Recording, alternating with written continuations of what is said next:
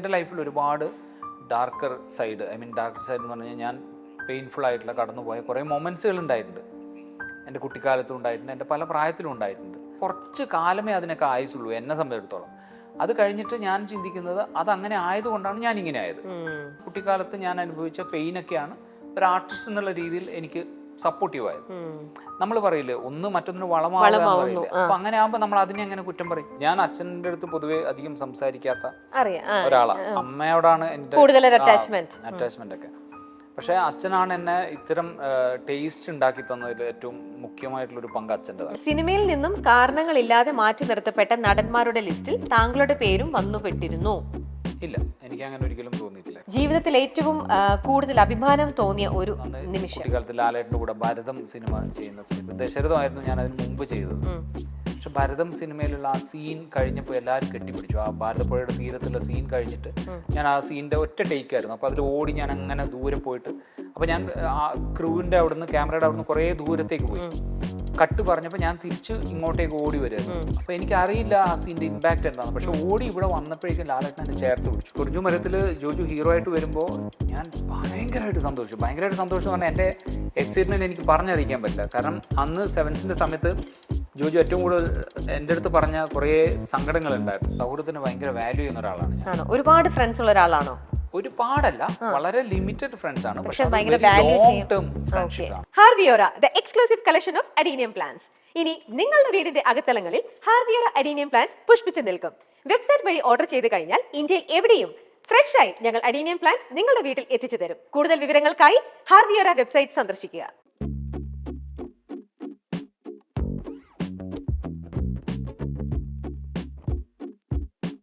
വിനീതേട്ട, അച്ഛൻ ഫോട്ടോഗ്രാഫറാണ്. അച്ഛനിലൂടെയാണ് ആ ക്യാമറകളിലൂടെ, അച്ഛൻ്റെ ക്യാമറയിലൂടെ ആയിരിക്കണം വിനീതേട്ടൻ ആദ്യമായിട്ട് ഓരോന്നും കാണുന്നതും മനസ്സിലാക്കുന്നതും. ഇന്നിപ്പോൾ വിനീതേട്ടൻ ഇത് ഓരോന്നും ചെയ്യുന്നു. ശരിക്കും അച്ഛൻ്റെ ആ ഒരു ഇപ്പം അച്ഛൻ എത്രത്തോളം അന്ന് നേരത്തെ ഇൻസ്പയർ ചെയ്തിട്ടുണ്ടോ? അല്ലെങ്കിൽ ഇപ്പോഴാണെങ്കിലും വിനീതേട്ടൻ ഓരോ ഫ്രെയിം കാണുമ്പോഴും അച്ഛൻ കാണുന്നത് ഞങ്ങളെല്ലാവരും കാണുന്നതിനെക്കാട്ടിലും ഉപരി വേറൊരു ഇതിൽ തന്നെയായിരിക്കും അല്ലേ? ആ ഒരു അച്ഛൻ്റെ ഇൻവോൾവ്മെന്റ് ഒന്ന് പറയാമോ? ഞാൻ എൻ്റെ സ്കൂൾ ടൈമിൽ എനിക്ക് ഈ വീഡിയോ ക്യാമറ വീട്ടിലുള്ളത് കൊണ്ട് ഞാൻ കുറേ ഷോർട്സുകളാണ് ആദ്യം എടുത്തത്. അപ്പം അത് എടുത്തിട്ട് ഞാൻ അച്ഛൻ്റെ അടുത്ത് പൊതുവെ അധികം സംസാരിക്കാത്ത ഒരാളാണ്. അമ്മയോടാണ് എൻ്റെ അറ്റാച്ച്മെന്റ് ഒക്കെ. പക്ഷെ അച്ഛനാണ് എന്നെ ഇത്തരം ടേസ്റ്റ് ഉണ്ടാക്കി തന്നതിൽ ഏറ്റവും മുഖ്യമായിട്ടുള്ളൊരു പങ്ക് അച്ഛൻ്റെതാണ്. കാരണം അച്ഛനാണ് അന്ന് എന്നെ ഓഫ് ബീറ്റ് സിനിമകൾ, അടൂർ സാറിൻ്റെതായാലും ഒരുപാട് സിനിമകൾ അന്ന് ആ സമയത്ത് ഇറങ്ങുന്ന ഒത്തിരി നമ്മുടെ ഈ ആർട്ട് ഹൗസ് സിനിമകളുണ്ടല്ലോ, ഇതൊക്കെ എന്നെ തിയേറ്ററിൽ തന്നെ കൊണ്ടുപോയി കാണിക്കുമായിരുന്നു സ്കൂൾ ടൈമിൽ. അന്നൊക്കെ എനിക്കിത് ബോറടിച്ച് എനിക്ക് അറിയ പോലും ഇല്ല. പക്ഷെ പിന്നീട് ഇതൊക്കെ നമ്മുടെ ഓർമ്മകളിലൊക്കെ നിൽക്കുന്നതുകൊണ്ടായിരിക്കും നമുക്ക് എല്ലാതരം സിനിമകളും നമുക്ക് കാണാനും ഇഷ്ടപ്പെടാനും പറ്റുന്നത്. അതുപോലെ ഹോളിവുഡ് സിനിമകൾ, അന്നത്തെ ഹൊറർ സിനിമകളായിട്ടുള്ള സിനിമകൾ, അതുപോലെ ക്ലാസിക് സിനിമകൾ, ഇതെല്ലാം എന്നെ പരിചയപ്പെടുത്തിയ അച്ഛനാണ്. അത് കഴിഞ്ഞിട്ട് നമ്മൾ ഈ ഷോർട്സ് ഒക്കെ ഷൂട്ട് ചെയ്തിട്ട് ഞാൻ തന്നെ അന്ന് VCR ഒക്കെ വെച്ച് എഡിറ്റ് ചെയ്ത് ഇതവിടെ പ്ലേ ചെയ്യിപ്പിക്കും. അമ്മയാണ് പറയാ ഇങ്ങനെ ഇവനൊരു സാധനം ഷൂട്ട് ചെയ്തിട്ടുണ്ട്. അപ്പൊ ഞാൻ ആദ്യം അച്ഛനോട് പെർമിഷൻ ഇല്ലാതെയാണ് ഞാൻ ക്യാമറ യൂസ് ചെയ്തത്. അപ്പൊ പക്ഷെ ഈ ഷോർട്സ് കണ്ടപ്പോൾ അച്ഛൻ ഭയങ്കരമായിട്ട് ഇഷ്ടമായിട്ട് നന്നായിട്ടുണ്ടല്ലോ എന്ന് അമ്മയോട് പറയുന്നത് ഞാൻ കേട്ടു. അതായിരുന്നു എനിക്ക് ആദ്യം കിട്ടുന്ന എൻ്റെ അവാർഡ്സ്. കാരണം നമ്മൾ ഷൂട്ട് ചെയ്തത് അച്ഛൻ കണ്ട് ഇഷ്ടമായി എന്ന് പറഞ്ഞു കഴിഞ്ഞാൽ എനിക്കത് ഓക്കെയാണ്. ചിലത് അച്ഛനൊന്നും പറയാറൊന്നുമില്ല. അത് കഴിഞ്ഞിട്ട് പിന്നെ സിനിമ വരുമ്പോഴും അച്ഛൻ ഓരോന്നും ആ സിനിമകളെ കുറിച്ചിട്ട് വളരെ ഡീറ്റെയിൽ ആയിട്ട് സംസാരിക്കാറുണ്ട്. ഞാൻ ചെയ്ത സിനിമകളായാലും ഇപ്പൊ ഞാൻ കണ്ട സിനിമകളെ കുറിച്ചിട്ട് അച്ഛൻ എന്നോട് ചോദിക്കുമ്പോൾ ഞാൻ പറയുന്ന കാര്യങ്ങളെ കുറിച്ചിട്ടായാലും അങ്ങനെ സിനിമകളെ കുറിച്ചിട്ട് കൃത്യമായിട്ടുള്ളൊരു ധാരണ അച്ഛനുണ്ട്. വിനീതന്റെ സിനിമയിൽ ഓരോ ഫ്രെയിം കാണുമ്പോഴും ഒരു ഫോട്ടോഗ്രാഫർ എന്നുള്ള രീതിയിലുള്ള അച്ഛന്റെ ഒരു എങ്ങനെയായിരിക്കും കമന്റും? അല്ല, അച്ഛൻ അത് കൃത്യമായിട്ട് കമന്റ് ചെയ്യാറുണ്ട്. അച്ഛന് ഇഷ്ടമായത് ഇഷ്ടമായെന്നും ഇഷ്ടമാകാത്ത കാര്യങ്ങൾ ഇഷ്ടമായില്ല അങ്ങനെയുള്ള കറക്ഷൻസ് ഒക്കെ പറയുന്നുണ്ടല്ലേ? ഓക്കെ. കറക്ഷൻസ് എന്ന് പറഞ്ഞാൽ അത് ശരിയാക്കണം ഇത് ശരിയാക്കണം എന്നൊന്നുമല്ല. അതിന് ഇഷ്ടമായത് ഇഷ്ടമായി എന്ന് പറയും, അല്ലാത്ത പറയും. പക്ഷെ വളരെ ചുരുങ്ങിയ വാക്കുകൾ പറഞ്ഞു തീർക്കുകയാണ്. ഓക്കെ. ഇനി നമുക്ക് വിനീതേട്ടന്റെ മനസ്സിൽ കുറച്ച് കാര്യങ്ങളൊക്കെ അറിയാൻ പോകണം. മനസ്സ് പറയുന്ന കാര്യങ്ങൾ എന്നുള്ളൊരു സെഗ്മെന്റ് ആണ്. ഞാൻ ഓരോ ചോദ്യം ചോദിക്കുമ്പോൾ ആ ചോദ്യത്തിന് വിനീതേട്ടൻ്റെതായിട്ടുള്ള ഒരു ഒപ്പീനിയൻ പറയണം. ഓക്കെ. ഫസ്റ്റ് ചോദ്യം, സിനിമയിൽ നിന്നും കാരണങ്ങളില്ലാതെ മാറ്റി നിർത്തപ്പെട്ട നടന്മാരുടെ ലിസ്റ്റിൽ താങ്കളുടെ പേരും വന്നുപെട്ടിരുന്നു? ഇല്ല, എനിക്ക് അങ്ങനെ ഒരിക്കലും തോന്നിയിട്ടില്ല. കാരണം ഓരോ സമയത്ത് എനിക്ക് ചെയ്യാൻ പറ്റാതെ പോയ സിനിമകൾ കുറേ ഉണ്ട്. ഇപ്പൊ ഈ സിനിമയുടെ പവി കാറ്റേക്കർ എന്ന് പറയുന്ന സിനിമയുടെ ഷൂട്ടിംഗ് ടൈമിൽ ഞാൻ 3 സിനിമകൾ ഞാൻ വിട്ടിട്ടുണ്ട്. അതിൽ 2 സിനിമകൾ നല്ല സിനിമകളായിരുന്നു പിന്നീട് റിലീസ് ചെയ്തപ്പോൾ. അപ്പോൾ അത്തരം നമ്മുടെ സമയത്തിൻ്റെയും ഇപ്പോൾ ഞാൻ അയാൾ ഞാനിൽ കഴിഞ്ഞതിന് ശേഷം ഫസ്റ്റ് ഡയറക്ടോറിയൽ ഇത് കഴിഞ്ഞതിന് ശേഷം പിന്നീട് നമുക്ക് ഓരോ ദിവസവും നമ്മുടെ അടുത്ത പ്രൊജക്റ്റ് എന്താണ്, അടുത്ത കഥ എന്താണ്, ഇതിനിങ്ങനെ അന്വേഷണം നടന്നുകൊണ്ടിരിക്കുന്നുണ്ട്. അപ്പോൾ അതിൽ വൺസ് കമ്മിറ്റഡ് ആയി കഴിഞ്ഞ് കഴിഞ്ഞാൽ പിന്നെ നമുക്കൊരു ടൈം മാനേജ്മെൻറ്റിനുള്ള ഒരു ബുദ്ധിമുട്ടുണ്ട്. പക്ഷേ ഇപ്പോൾ ഞാൻ വീണ്ടും ഇപ്പോൾ ഈ പടം റൈഫിൾ ക്ലബ്ബ് ചെയ്യുന്നു, വേറെയും 2 പടങ്ങൾ ഞാൻ കമ്മിറ്റ് ചെയ്തിട്ടുണ്ട് അഭിനയിക്കാൻ. അത് നമ്മുടെ ടൈം മാനേജ്മെൻറ്റിൻ്റെ പ്രശ്നം, അല്ലാതെ എന്നെ മാറ്റി നിർത്തിയതായിട്ടോ അല്ലെങ്കിൽ എനിക്കങ്ങനെ ഞാൻ അറിഞ്ഞിട്ട് പോലുമില്ല എന്നെ ഏതെങ്കിലും ഒരു പക്ഷെ അപ്പൊ ഇതിനിടയിൽ വിനീതേട്ടന്റെ കുറെ നാള് ഡയറക്ഷനിലോ ആക്ടിങ്ങിലോ ഒന്നും കാണാതെ പോയിരുന്നു കുറച്ച് നാളുകള്. അതപ്പോ വിനീതേട്ടൻ എവിടെയായിരുന്നു? ആ സമയത്താണ് വിനീതേട്ടൻ കൂടുതലായിട്ടും ആഡ്സ് കുറെ ചെയ്തൊരു സമയമുണ്ട്. അല്ല അത് ഇതായിരിക്കും ഞാൻ ഓൾറെഡി, കാരണം നമ്മളെന്താണെന്ന് അറിയോ, ഒരു സിനിമ കമ്മിറ്റ് ചെയ്യുന്നത് ഇപ്പോൾ അയാൾ ഞാനിൽ 2015 റിലീസ് ആവുന്നത്. ഓക്കെ, ഞാൻ അതിന് 3 വർഷം മുമ്പാണ് ആ പടം ഞാൻ കമ്മിറ്റ് ചെയ്തത്. ഓക്കെ. നമ്മൾ അതിന്റെ കഥകൾ ആദ്യം അയാൾ ഞാനല്ല എന്നുള്ള സിനിമയല്ല, ഞാൻ ആ കഥയല്ല ചെയ്യാൻ ഉദ്ദേശിച്ചിരുന്നത്, വേറൊരു കഥയായിരുന്നു, എൻ്റെ തന്നെ കഥയായിരുന്നു. അപ്പോൾ ആ കഥ ഞാൻ സ്ക്രീൻ പ്ലേ റൈറ്റിംഗ് പ്രോസസ്സ് ഒരു 6 months ഉണ്ടായിരുന്നു. പിന്നെയാണ് ഞാൻ അതിന്റെ എനിക്ക് ഉദ്ദേശിച്ച രീതിയിൽ അതിന്റെ ക്ലൈമാക്സ് വർക്ക് ആവുന്നില്ല എന്ന് കണ്ടപ്പോൾ ഞാൻ രഞ്ജിയുടെ അടുത്ത് വേറൊരു കഥ പറയുന്നു. പിന്നെ ആ കഥ എന്നോട് വർക്ക് ചെയ്യാൻ പറയുന്നു. പിന്നെ എനിക്കൊരു പേഴ്സണൽ ഒരു ചെറിയൊരു പ്രശ്നമായിട്ട് എനിക്ക് തോന്നിയൊരു കാര്യം എന്ന് വെച്ചാൽ അത് രഞ്ജിയേട്ടനാണ് ഐഡന്റിഫൈ ചെയ്യുന്നത്. നമ്മളൊരു കഥ വർക്ക് ചെയ്ത് കുറേ കഴിയുമ്പോൾ എനിക്ക് ആ കഥ ബോറടിക്കും. അപ്പോൾ ഞാൻ തന്നെ ആ കഥ മാറ്റും. പിന്നീട് ഒരു വർഷം കഴിഞ്ഞിട്ട് ആദ്യം ഞാൻ വർക്ക് ചെയ്ത കഥ വേറൊരു, അതാണ് വിജീഷ് നേരത്തെ പറഞ്ഞ ഒരുപാട് കഥകളുണ്ട്. ഒരുപാട് കഥകൾ ഇങ്ങനെ ഉണ്ടാക്കുകയും അത് മാറ്റി വയ്ക്കുകയും ചെയ്യുന്ന ഒരു സ്വഭാവമുണ്ട്. അപ്പോൾ വേറെ ആൾ അത് കേൾക്കുമ്പോഴാണ്, അത് വളരെ എക്സൈറ്റ്മെന്റോട് പറയുമ്പോഴാണ് ഞാൻ അത് വീണ്ടും അതിലേക്ക് വർക്ക് ചെയ്യുന്നത്. അപ്പൊ അങ്ങനെ ഈ പ്രോസസ്സ് നടക്കുന്നുണ്ട് നമ്മുടെ. അതാ ഞാൻ നേരത്തെ പറഞ്ഞത്, സിനിമയിൽ നമുക്ക് ടൈം എന്ന് പറയുന്ന ഒരു സാധനം നമ്മൾ അറിയേയില്ല പോകുന്നത്.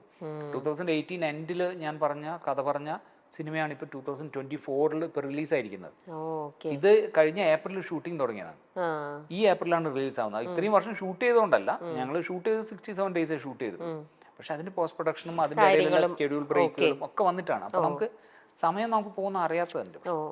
അടുത്ത ചോദ്യം, മലയാള സിനിമയിൽ തന്നെ പോലുള്ള കലാകാരന്മാർക്ക് ദോഷമായി മാറുന്ന ഒരു കാര്യം?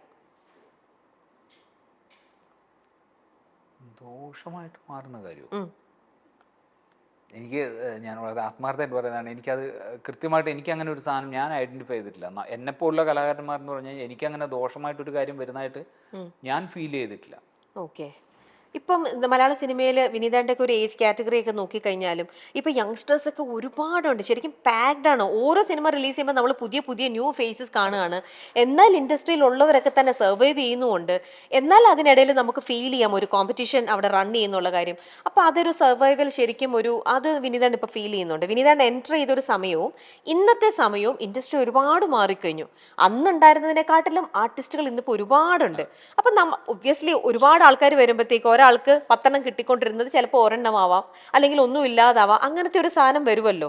അപ്പൊ ആ ഒരു സർവൈവൽ ഓഫ് ദി ഫിറ്റസ്റ്റ് എന്ന് പറയുന്നത് ഇന്നത്തെ കാലത്ത് എന്തെന്നാ വിനീതേട്ടൻ എങ്ങനെയാ തോന്നുന്നത്? ഞാനത് എപ്പോഴും എൻ്റെ സുഹൃത്തുക്കളായിട്ടുള്ള ഇപ്പോൾ റൈറ്റേഴ്സ് ആയിട്ടുള്ള ഷർഫും സുഹാസും വർക്ക് ചെയ്യുന്ന സമയത്ത്, ഡിയർ ഫ്രണ്ട് വർക്ക് ചെയ്യുമ്പോൾ ഞാൻ ഷർഫിനോട് ഒരു ദിവസം ഇരുന്നപ്പോൾ പറഞ്ഞിരുന്നു. കാരണം ഇനി സിനിമയിൽ മാത്രമല്ല, എല്ലാ മേഖലയിലും മൾട്ടി ടാലന്റഡ് ആയിട്ടുള്ള ആളുകൾക്ക് എക്സിസ്റ്റൻസ് ഉള്ളൂ.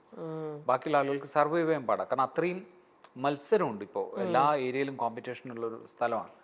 അപ്പോൾ അത്തരത്തിൽ ഇപ്പോൾ എന്നെ സംബന്ധിച്ചിടത്തോളം ഞാൻ ഒട്ടും വറീഡല്ല. ഞാനൊരു ആക്ടറായിട്ട് മാത്രം നിൽക്കുന്ന ഒരാളല്ല.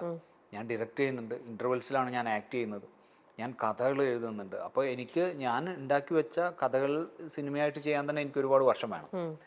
ഇനി ഈ കഥകളെല്ലാം എനിക്ക് ചെയ്യാൻ പറ്റുന്നില്ലെങ്കിൽ ഞാനത് വേറെ മേക്കേഴ്സുമായിട്ട് ഞാനത് ചെയ്യും. നമ്മൾ അങ്ങനെ ഒരു ഇത് വരും. അപ്പോൾ ഇതൊക്കെ ഇങ്ങനെ നമ്മുടെ മുമ്പിൽ ഫ്യൂച്ചർ എന്ന് പറഞ്ഞിട്ട് ഇങ്ങനെ സിനിമ ലൈവായിട്ട് നിൽക്കുന്നത് കൊണ്ട് ഞാൻ അങ്ങനെ പിന്നെ ഞാനത് ചിന്തിക്കാറുമില്ല. എനിക്ക് എന്നെ കൊണ്ട് പറ്റുന്ന കാര്യങ്ങളല്ലേ എനിക്ക് ചെയ്യാൻ പറ്റുള്ളൂ. അതല്ലാതെ വേറൊരാൾ ചെയ്യുന്ന ഒരു സാധനത്തെ അല്ലെങ്കിൽ അത് കണ്ടിട്ട് ഞാൻ വറീഡായിട്ട് കാര്യമില്ലല്ലോ. സ്വന്തം ജീവിതത്തിൽ നിന്നും മായ്ച്ചു കളയേണ്ട ഒരു കേട് എന്താണെന്ന്, ചീത്തയായിട്ടുള്ള ഒരു സാധനം എന്താണ് വിനീതേട്ടന് ഇഷ്ടമല്ലാത്തത്? എനിക്കോ?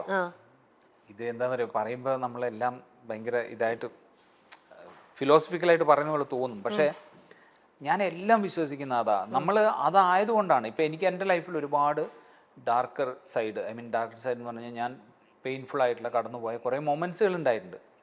എൻ്റെ കുട്ടിക്കാലത്തും ഉണ്ടായിട്ടുണ്ട്, എൻ്റെ പല പ്രായത്തിലും ഉണ്ടായിട്ടുണ്ട്. ഇപ്പോൾ ഈ സിനിമയുടെ ഷൂട്ടിങ്ങിൻ്റെ ഇടയിൽ പോലും നമ്മളെ ഹേർട്ട് ചെയ്യാൻ സാധ്യതയുള്ള അല്ലെങ്കിൽ നമ്മളെ വേദനിപ്പിച്ച ചില മൊമെൻറ്റ്സുകളൊക്കെ ഉണ്ടായിട്ടുണ്ട്. പക്ഷേ അതൊക്കെ കുറച്ച് കാലമേ അതിനൊക്കെ ആയുസുള്ളൂ എന്നെ സംബന്ധിച്ചിടത്തോളം. അത് കഴിഞ്ഞിട്ട് ഞാൻ ചിന്തിക്കുന്നത് അതങ്ങനെ ആയതുകൊണ്ടാണ് ഞാൻ ഇങ്ങനെ ആയത്. അല്ലെങ്കിൽ എനിക്കിപ്പോൾ അന്ന് കുട്ടിക്കാലത്ത് ഞാൻ അനുഭവിച്ച പെയിനൊക്കെയാണ് ഒരു ആർട്ടിസ്റ്റ് എന്നുള്ള രീതിയിൽ എനിക്ക് സപ്പോർട്ടീവ് ആയത്. നമ്മൾ പറയില്ലേ ഒന്ന് മറ്റൊന്നിന് വളമാവുക എന്ന് പറയില്ലേ, അപ്പൊ അങ്ങനെ ആകുമ്പോൾ നമ്മൾ അതിനെ എങ്ങനെ കുറ്റം പറയും, അല്ലെങ്കിൽ അത് മായ്ച്ചു കളഞ്ഞു കഴിഞ്ഞാൽ പിന്നെ ഞാനാവില്ല. അപ്പൊ സോ ആ ഓരോ ഹിറ്റും നമ്മൾ ഷെയ്പ്പ് ചെയ്യുന്നതാണ്. അപ്പൊ ആ ഹിറ്റൊക്കെ നമ്മൾ പിന്നീട് അതില്ലായിരുന്നെങ്കിൽ ഞാൻ ഈ ഷേപ്പിൽ എത്തില്ല. ഇപ്പൊ നേരത്തെ പറഞ്ഞ പോലെ ഇപ്പൊ വിനീതണ്ണ എല്ലാം ജീവിതത്തിൽ വരുന്ന എല്ലാ അപ്സ് ആൻഡ് ഡൗൺസും പ്ലസ് ആൻഡ് മൈനസും ഇതെല്ലാം എല്ലാത്തിനും അതിൻ്റെതായിട്ടുള്ള വാല്യൂ കൊടുക്കുന്നുണ്ട്. എനിക്ക് നെഗറ്റീവ് വന്നാൽ അതിൽ നിന്നും ഞാൻ ഒരു പോസിറ്റീവ് കണ്ടെടുത്തല്ലോ. ഇതാണ് എന്റെ പ്രോപ്പർ ആയിരുന്നു എന്റെ ഇൻട്രോയിൽ ഞാൻ പറഞ്ഞത്. ചില ആൾക്കാർ ഓരോ തകർച്ചകൾ വരുമ്പോൾ അവർ അതിനെ പഴിചാരി നിൽക്കും. എന്നാൽ വിനീതണ്ണ പോലത്തെ കാഴ്ചപ്പാടുള്ള ആൾക്കാർ അതിൽ നിന്നും എന്തെങ്കിലും ഒരു പാഠം പഠിച്ച് അത് വന്നത് എനിക്ക് ഇങ്ങനെയാണ്. ഞാൻ പറഞ്ഞില്ലേ ഡൗൺ ആവുന്ന എന്റെ സുഹൃത്തുക്കൾ എന്നെ വിളിക്കുമ്പോഴൊക്കെ ഞാൻ അതാണ് പറയുന്നത്, മൂവ് ഓൺ. അത് മൂവ് ഓൺ ചെയ്യാന്നുള്ളതേ. നല്ലൊരു മെസ്സേജ് ആണ് നമ്മുടെ ഓഡിയൻസിനാണെങ്കിലും കൊടുക്കുന്നത്. Move on. നമ്മുടെ മെസ്സേജ് ചെയ്യാൻ വേണ്ടി പറയുന്നത് അങ്ങനെയല്ല, ഓരോരുത്തരുടെയും തോട്ട്സ് എന്ന് ഞാൻ പറയുന്നത്. കാരണം നമ്മുടെ ഇവിടെ വരുന്ന ഓരോ ആർട്ടിസ്റ്റുകളും അവരുടെ ലൈഫ് എക്സ്പീരിയൻസിൽ നിന്നും അവർ ഓരോന്നും ഷെയർ ചെയ്യാണ്. ഇതിപ്പോ കണ്ടുകൊണ്ടിരിക്കുന്നത് 1 or 2 അല്ല, എത്രയോ ലക്ഷങ്ങൾ ആൾക്കാർ. അപ്പൊ അവർക്ക് ഇതൊക്കെ ഒരു നല്ലൊരു കാര്യം തന്നെയല്ലേ. തീർച്ചയായിട്ടും ഞാൻ പറയുന്ന കാര്യങ്ങളിൽ അവർ മോട്ടിവേറ്റ് ആവുന്ന സന്തോഷം. വളരെ നല്ല കാര്യം തന്നെ. ഇനി അടുത്ത ചോദ്യം, ചെയ്തു കഴിഞ്ഞ ശേഷം വേണ്ടായിരുന്നു എന്ന് തോന്നിയ ഒരു തീരുമാനം. ചെയ്ത് കഴിഞ്ഞ ശേഷം വേണ്ടായിരുന്നു. സിനിമ മാത്രമല്ല, എന്തും ആവാം കേട്ടോ. എന്തെങ്കിലും അങ്ങനെ പറയാനുണ്ടെങ്കിൽ എന്തും ആവാം. ഇല്ല, സത്യമായിട്ടും എനിക്ക് അങ്ങനെ ഒരു കാര്യം എനിക്ക് അങ്ങനെ അയ്യോ അത് വേണ്ടായിരുന്നു തോന്നിയിട്ടില്ല. അങ്ങനെ ഉണ്ട്, അങ്ങനെ ഇല്ലെന്ന് ഞാൻ പറയുന്നില്ല. ഇപ്പോ 1-2 സ്ഥലങ്ങളിൽ ഞാൻ സംസാരിച്ച കാര്യങ്ങൾ വർഷങ്ങൾക്ക് മുമ്പാണ്. അതൊക്കെ പിന്നീടും എന്നെ ഞാൻ അയ്യോ അന്ന് അതങ്ങനെ പറയാൻ പാടില്ലായിരുന്നു. ഞാൻ 1-2 വേദികളിൽ ഈ നമ്മൾ ചില സ്പീച്ച് ചെയ്യുന്ന സമയത്ത് നമ്മൾ ഭയങ്കര പ്രഷേർഡ് ആയിരിക്കും. അപ്പൊ ആ പ്രഷേർഡ് ആവുന്ന സമയത്ത് നമ്മൾ പറയാൻ ഉദ്ദേശിച്ച കാര്യങ്ങൾ പറയാൻ ഉദ്ദേശിച്ച രീതിയിൽ നമുക്ക് പ്രസന്റ് ചെയ്യാൻ പറ്റാതെ വരും. നമ്മൾ അതായിരിക്കില്ല നമ്മൾ ഉദ്ദേശിച്ച മീനിങ്, പക്ഷെ അത് കമ്മ്യൂണിക്കേറ്റ് ചെയ്യാൻ പറ്റില്ല എന്ന് ചിലപ്പോൾ ആ സ്പീച്ച് കഴിഞ്ഞതിന് ശേഷമാണ് നമുക്ക് ഓർമ്മ വരിക. അങ്ങനെ 1-2 ഇൻസിഡൻസ് എനിക്ക് അയ്യോ അത് ഞാൻ കറക്റ്റ് ചെയ്യണമായിരുന്നു എന്ന് എനിക്ക് തോന്നിയിട്ടുണ്ട്. പിന്നീട് അത് ഭയങ്കര റോങ് ആയിരുന്നു ഞാൻ പറഞ്ഞത് തോന്നിയിട്ടുണ്ട്. ഓക്കെ, നമുക്ക് ചുറ്റുമുള്ളവരിൽ ഈഗോയിസം കാണുമ്പോൾ തോന്നി പോകുന്ന വികാരം. നമുക്ക് ചുറ്റുമുള്ളവരില് ഈഗോയിസ്റ്റിക് ആയിട്ടുള്ള ആൾക്കാർ നമ്മുടെ ഇടയിൽ നമ്മൾ കാണുന്നുണ്ടല്ലോ. അങ്ങനെയുള്ളവരെ കാണുമ്പോൾ തോന്നുന്ന ഒരു വികാരം എന്താണ്? അത് വളരെ സിമ്പിൾ ആണ്. കാരണം അവർക്ക് അറിയില്ല ഇത് നമുക്ക് മനസ്സിലാവുന്നുണ്ടെന്നുള്ള കാര്യം. അപ്പൊ എനിക്ക് ഉള്ളിൽ ചിരി വരും. കാരണം ഇവര് കാണിക്കുന്ന പല പ്ലേകളും ഇതൊക്കെ നമുക്കറിയാം. ഇതിന്റെ ഒന്ന് നമ്മുടെ ഒരു എക്സ്പീരിയൻസ് ഉണ്ട്. ഐ മീൻ നമ്മുടെ ഈ പ്രൊഫഷണൽ എന്ന് പറയുന്ന സിനിമയിൽ തന്നെ നമുക്കുള്ളൊരു എക്സ്പീരിയൻസ് ഉണ്ട്. 2 നമ്മൾ കാണുന്ന, നമ്മൾ വായിക്കുന്ന, നമ്മൾ അറിയുന്ന ജീവിതങ്ങളുണ്ട്. ഇതിൽ നിന്നൊന്നും മാറിയിട്ട് ഇപ്പൊ നേരത്തെ വിജീഷിന്റെ അടുത്ത് പറഞ്ഞ പോലെ ഒരു ഏലിയൻ വന്നാൽ മാത്രമേ നമുക്ക് അറിയാത്തത് ഉണ്ടാവുള്ളൂ. ബാക്കിയെല്ലാം ഒരു പരിധി വരെയൊക്കെ നമുക്ക് മനസ്സിലാവും ഇവരെന്തുകൊണ്ടാണ് ഇങ്ങനെ കാണിക്കുന്നത്. അപ്പൊ ഉള്ളിൽ ചെറുതായിട്ടൊരു ചിരി വരും, അത്രേ ഉള്ളൂ. അല്ലാതെ അങ്ങനെ ദേഷ്യമൊന്നും വരാറില്ല. ഓക്കെ, എന്നും കൂടെ ഉണ്ടാവണമെന്ന് ആഗ്രഹിക്കുന്ന ഒരു സൗഹൃദം. ഒരുപാട് സൗഹൃദം ഉണ്ട് കേട്ടോ. കാരണം എനിക്ക് സൗഹൃദത്തിന് ഭയങ്കര വാല്യൂ ചെയ്യുന്ന ഒരാളാണ് ഞാൻ. ഒരുപാട് ഫ്രണ്ട്സ് ഉള്ള ഒരാളാണോ? ഒരുപാടല്ല, വളരെ ലിമിറ്റഡ് ഫ്രണ്ട്സ് ആണ്. പക്ഷെ ലോങ് ടേം ഫ്രണ്ട്ഷിപ്പ് ആണ്. ഐ മീൻ ഒരു സ്മോൾ ചെറിയൊരു ടൈം കൂടെ പഠിച്ചവര്, കൂടെ പരിചയപ്പെട്ട് ഇപ്പൊ വന്ന വിജീഷ് ആയാലും നേരത്തെ എന്നെ വിളിച്ച സുജിതി ആയാലും അങ്ങനെയുള്ള ഒരുപാട് വാല്യൂ ചെയ്യുന്ന സൗഹൃദങ്ങളുണ്ട്. ഇനി സിനിമയിൽ ഇല്ലാത്ത എനിക്ക് എപ്പോഴും എന്നെ സപ്പോർട്ട് ചെയ്യുന്ന ഒരു സുഹൃത്തുണ്ട്. എൻ്റെ എല്ലാ ഇമോഷൻസിനെയും അല്ലെങ്കിൽ എൻ്റെ എല്ലാ കാര്യങ്ങളിലും എന്നെ സപ്പോർട്ട് ചെയ്യുന്ന സുഹൃത്തുണ്ട്. അപ്പൊ അങ്ങനെ വാല്യൂ ചെയ്യുന്ന സൗഹൃദങ്ങൾ എനിക്ക് വളരെ കുറച്ചാണെങ്കിലും അത് വെരി ലോങ് ടേം റിലേഷൻഷിപ്പാണ്. ഇതൊക്കെ ലൈഫ് ലോങ് കൊണ്ടുപോകണം എന്ന് ഞാൻ ആഗ്രഹിക്കുന്ന ബന്ധങ്ങൾ. ഓക്കെ, സിനിമയിൽ നിന്നും നേരിടേണ്ടി വന്ന മോശം അനുഭവം. സിനിമയിൽ നിന്നും ഇതെന്താണെന്നറിയോ രമ്യ, ഞാൻ ഇങ്ങനത്തെ സാധനങ്ങൾ ഞാൻ ഇപ്പോൾ ഏറ്റവും ഇതേപോലെ ഞങ്ങളുടെ ഒരു പ്രാക്ടീസ് ഒരു ക്യാമ്പിന് പോയപ്പോഴേ ആ ക്യാമ്പിൽ നമ്മളിങ്ങനെ കണ്ണടച്ചിട്ട് നമ്മുടെ ഏറ്റവും ദേഷ്യമുള്ള ഒരാളെ ചീത്ത വിളിക്കുന്ന ഒരു സെഗ്മെന്റ് ഉണ്ടായിരുന്നു. അത് നമ്മുടെ പ്രഷർ കളയാൻ വേണ്ടിയിട്ട്. എനിക്ക് കണ്ണടച്ചിട്ട് സത്യത്തിൽ അങ്ങനെ ഒരാളെ കണ്ടുപിടിക്കാൻ പറ്റുന്നില്ല. ബാക്കിയുള്ള ആളുകൾ ചുറ്റും ഇങ്ങനെ ഭയങ്കരമായിട്ട് വഴക്കൊക്കെ പറയുന്നുണ്ട്, എന്തൊക്കെയോ തെറി വിളിക്കുന്നുണ്ട്. അവസാനം ഞാനിങ്ങനെ ഈ ആളോട് എനിക്ക് ദേഷ്യം ഉണ്ടാവണമല്ലോ, എന്നിട്ട് ഉണ്ടാവുന്നില്ലല്ലോ എന്ന് വിചാരിച്ചിട്ട് ഞാൻ 1-2 ആളുകളെ പിക്ക് ചെയ്യാനൊക്കെ നോക്കി. പക്ഷെ ആത്മാർത്ഥമായിട്ട് ഞാൻ പറയുന്നതാണ്, എനിക്ക് അങ്ങനെ ഒരു മോശം അനുഭവം ഉണ്ടായിട്ടുണ്ടാവാം. പക്ഷെ അത് ഞാൻ കെയർ ചെയ്യുന്നില്ല. ഇപ്പൊ എന്റെ തലയിലില്ല. അത് കാര്യങ്ങളെല്ലാം വളരെ ലൈറ്റ് ആയിട്ട് കാണുകയും എടുക്കുകയും ചെയ്യുന്ന ഒരു പേഴ്സണാലിറ്റിയാണ്. അതുകൊണ്ടായിരിക്കണം. അല്ല, അത് ലൈറ്റ് ആയിട്ട് എടുക്കുന്നുണ്ടല്ല, അത് ആ സമയത്ത് ചിലപ്പോൾ നമുക്കത് ഹേർട്ട് ചെയ്യുന്ന പീരീഡിന് വളരെ ചെറിയ ആയുസേ ഉള്ളൂ. അപ്പൊ അതുകൊണ്ട് അത് പെട്ടെന്ന് കട്ടായി പോകും. ഓക്കെ, ശരി. ജീവിതത്തിൽ ഏറ്റവും കൂടുതൽ അഭിമാനം തോന്നിയ ഒരു നിമിഷം. അഭിമാനം തോന്നിയ നിമിഷം ഞാൻ നേരത്തെ പറഞ്ഞില്ലേ, എൻ്റെ കുട്ടിക്കാലത്തുള്ള അനുഭവത്തിലാണ് ഞാൻ അത് ഏറ്റവും കൂടുതൽ എക്സൈറ്റഡ് ആയത്. ഒന്ന്, ഞാൻ മമ്മൂക്കയുടെ കൂടെ സ്റ്റേറ്റ് അവാർഡിന്റെ വേദിയിൽ വെച്ചൊരു ഫോട്ടോ എടുത്തിട്ട് ആ ഫോട്ടോ സ്കൂളിലുള്ള കുട്ടികളൊക്കെ ഫ്രണ്ട്സൊക്കെ കണ്ട് പത്രത്തിൽ കണ്ടിട്ടും അത് കാണിക്കുമ്പോൾ ഉണ്ടായിരുന്ന ഒരു മൊമെന്റ്, അത് കാരണം നമ്മൾ കാണണം എന്ന് ആഗ്രഹിച്ച ഒരാളുടെ കൂടെ ഒരു വേദിയിൽ എത്തുക എന്ന് പറയുന്നത് ഭയങ്കര എക്സൈറ്റ്മെന്റ് ആയിരുന്നു. അതേപോലെ തന്നെ ആയിരുന്നു അന്ന് ഈ കുട്ടിക്കാലത്ത് ലാലേട്ടൻ്റെ കൂടെ ഭരതം സിനിമ ചെയ്യുന്ന സമയത്ത്. ദശരഥമായിരുന്നു ഞാൻ അതിന് മുമ്പ് ചെയ്തത്. പക്ഷെ ഭരതം സിനിമയിലുള്ള ആ സീൻ കഴിഞ്ഞപ്പോൾ എല്ലാവരും കെട്ടിപ്പിടിച്ചു. ആ ഭാരതപ്പുഴയുടെ തീരത്തുള്ള സീൻ കഴിഞ്ഞിട്ട് ഞാൻ ആ സീനിന്റെ ഒറ്റ ടേക്ക് ആയിരുന്നു. അപ്പോൾ അതിൽ ഓടി ഞാൻ അങ്ങനെ ദൂരെ പോയിട്ട്, അപ്പോൾ ഞാൻ ആ ക്രൂവിൻ്റെ അവിടുന്ന് ക്യാമറയുടെ അവിടുന്ന് കുറേ ദൂരത്തേക്ക് പോയി. കട്ട് പറഞ്ഞപ്പോൾ ഞാൻ തിരിച്ച് ഇങ്ങോട്ടേക്ക് ഓടി വരുമായിരുന്നു. അപ്പോൾ എനിക്ക് അറിയില്ല ആ സീൻ്റെ ഇമ്പാക്ട് എന്താണെന്ന്. പക്ഷെ ഓടി ഇവിടെ വന്നപ്പോഴേക്കും ലാലേട്ടൻ എന്നെ ചേർത്ത് പിടിച്ചു. അത് കഴിഞ്ഞ് സിബിസാർ എന്നെ ഹഗ് ചെയ്തു. പിറ്റേന്ന് ഇപ്പം ദേവദൂതന്റെ സമയത്ത് വഴക്ക് പറഞ്ഞാൽ മുരളിച്ചേട്ടൻ പിറ്റേന്ന് വന്നിട്ട് എന്നോട് പറഞ്ഞു, നീ ഇന്നലെ തകർത്തു എന്ന് കേട്ടല്ലോ. അങ്ങനെയുള്ള ചില കുഞ്ഞു കുഞ്ഞു മൊമെന്റ്സുകൾ ഉണ്ട് നമുക്ക്, ഒരുപാട് നമുക്ക് സന്തോഷം തരുന്ന. വലിയ ഒരു അവാർഡോ അല്ലെങ്കിൽ വലിയ ഒരു ഇവന്റിൽ നമുക്ക് കിട്ടുന്നതിനേക്കാൾ എനിക്ക് ഇങ്ങനെയുള്ള കുഞ്ഞു കുഞ്ഞു സന്തോഷങ്ങൾ ഭയങ്കരമായിട്ട് തന്നെ. ഓക്കെ, അപ്പൊ അങ്ങനെ നമ്മുടെ ഈ ഒരു സെഗ്മെന്റ് കഴിഞ്ഞിരിക്കുകയാണ് കേട്ടോ. ഇനി ഞാൻ ഒരു കാര്യം ചെയ്യട്ടെ, ഞാൻ ഒരു സിനിമാക്കാരി ഒന്നുമല്ല, എനിക്ക് സിനിമയുടെ ഒന്നുമില്ല. ഞാനും വിനീത് കുമാർ എല്ലാവരും കൂടി ചേർന്നിട്ട് അമേരിക്കയിൽ ഒരു ഷോന് പോയിരുന്നു. അന്ന് തെസ്നീഖാനൊക്കെ ഞങ്ങളുടെ കൂടെ ഉണ്ടായിരുന്നു, പൊന്നമ്മ ബാബു തെസ്നീഖാൻ. ഫ്ലൈറ്റിൽ വെച്ചിട്ട് ഈ ഇൻഡർകോം ഉണ്ട്, അങ്ങോട്ടും ഇങ്ങോട്ടും ഫോൺ ചെയ്യാൻ പറ്റും. അതിലൂടെ വിനീത് തെസ്നിയെ വിളിച്ചിട്ട് എന്താ പറഞ്ഞതെന്നൊന്ന് അറിഞ്ഞാൽ മതി. അത് ഭയങ്കര പ്രശ്നമുണ്ടായിരുന്നു. ആ ഒരു യാത്രയിൽ ഇന്നും തെളിയാത്തൊരു സത്യമായിട്ട് കിടപ്പുണ്ട്. അത് ആരാണ് വിളിച്ചതെന്ന് ഇപ്പോഴും അറിയില്ല. ടിനിച്ചേട്ടൻ നമ്മളെല്ലാവരും ഒരുമിച്ച് പോയ യാത്രയിൽ ഞാനും പറഞ്ഞിട്ടില്ല ടിനിച്ചേട്ടൻ ആ സംഭവം. ഇന്നാണ് ഞാനും അറിയുന്നത്. ഇവിടെ വിനീതേട്ടൻ ഓൾറെഡി പറഞ്ഞു കഴിഞ്ഞു ആ കാര്യങ്ങൾ, കഥകളെല്ലാം. അപ്പൊ ഇത് എപ്പിസോഡ് പോകുമ്പോൾ ടിനിയേട്ടൻ എന്തായാലും ഇത് കിട്ടും. ഓക്കെ, ഇനി ഞാൻ നമ്മുടെ ഇതിലേക്ക് എത്താം. ടിനിച്ചേട്ടനുമായിട്ടുള്ള നിങ്ങളുടെ ആ ഒരു നല്ല നിമിഷങ്ങളും കൂടെ ഒന്ന് പറയൂ, എന്നിട്ട് ഞാൻ എന്റെ ചോദ്യത്തിലേക്ക് വരാം. ടിനിയായിട്ട് ഞങ്ങൾ ആ ഷോയിൽ, ഞാൻ പറഞ്ഞില്ല, ടിനിയുടെ കൂടെയായിരുന്നു ഷൈജോ ഉണ്ടായിരുന്നത്. ഷൈജോ ആണ് ഇപ്പൊ എന്റെ പടത്തിൽ പവി കാറ്റഗറിയിൽ ഒരു ക്യാരക്ടർ ചെയ്യുകയും ചെയ്തു ദിലീപിന്റെ കൂടെ, നമ്മുടെ അവിടുത്തെ ഫ്ലാറ്റിലെ ഇലക്ട്രീഷ്യൻ. അപ്പോ ഇവരുടെ ഇടയിലാണ് എപ്പോഴും ഇങ്ങനെ തെസ്നി, ഇവരെല്ലാം ഈ പറയുന്ന സ്റ്റേജിൽ മിമിക്രി ചെയ്യുന്ന ആളുകളായതുകൊണ്ട് ഇനി ഞാനും ഒരുപാട് പിന്നീടും ഞങ്ങൾ അമ്മ ഷോയിലും ഒക്കെ വർക്ക് ചെയ്തിട്ടുണ്ട്. അപ്പൊ കഥകൾ ഇങ്ങനെ ഒരുപാടുണ്ട് നമുക്ക് ഇങ്ങനെ ഷെയർ ചെയ്യാൻ വേണ്ടിയിട്ട്. ഒരുപാട് നല്ല നല്ല നിമിഷങ്ങൾ, ചിരിക്കുന്ന കുറെ നല്ല നിമിഷങ്ങൾ അല്ലേ. ഇനി ഞാൻ എന്റെ ചോദ്യത്തിലേക്ക് വരുന്നത്, നമ്മുടെ സിനിമയിൽ ഇപ്പൊ കാണുന്ന ഒരു സാധനമാണ് ഇത്.